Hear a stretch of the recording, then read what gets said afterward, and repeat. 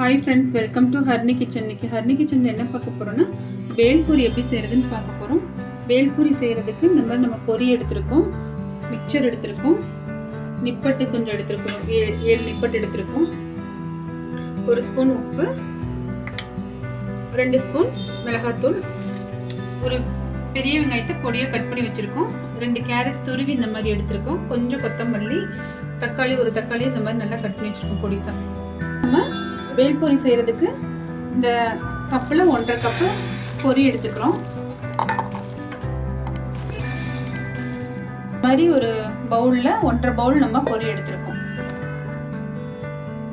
இப்போ 1/2 பவுலில் நம்ம மிக்சர் எடுத்துருக்கோம். மிக்சர் இந்த மாதிரி சேர்த்துக்கிறோம். 2 ஸ்பூன் மிளகாத்தூள் எடுத்துருக்கிறதையும் நம்ம சேர்த்துக்கிறோம். தேவையான அளவு உப்பு, பொடியை கட் பண்ணி வச்சிருக்கிறோம். அந்த வெங்காயத்தை மிக்ஸ் பண்ணிக்கிறோம்.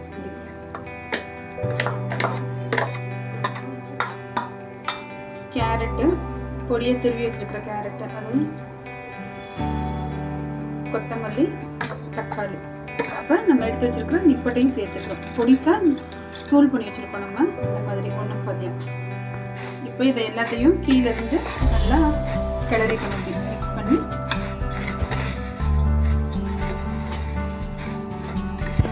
இது அப்படியே நம்ம கடையில் வாங்குற மாதிரியே இருக்கும்.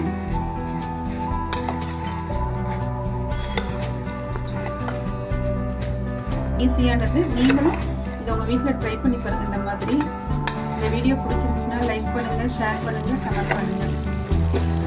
பேல் பூரி ரெடி ஆயிடுச்சு.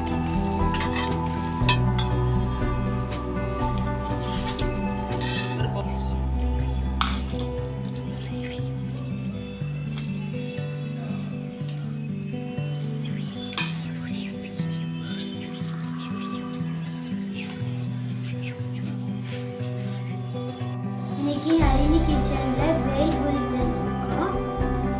டேஸ்ட் பண்ணி பார்க்கலாம். சுவையாக இருக்கு, டேஸ்டாக இருக்கு, வேற லெவலு. நீங்களும் பிடிச்சிச்சுன்னா லைக் பண்ணுங்க, ஷேர் பண்ணுங்க, சப்ஸ்கிரைப் பண்ணுங்க, பெல் பட்டனை கிளிக் பண்ணுங்க. பாய். ஃப்ரெண்ட்ஸ் அண்ட் ஃபேமிலிக்கெல்லாம் ஷேர் பண்ணுங்க. பாய்.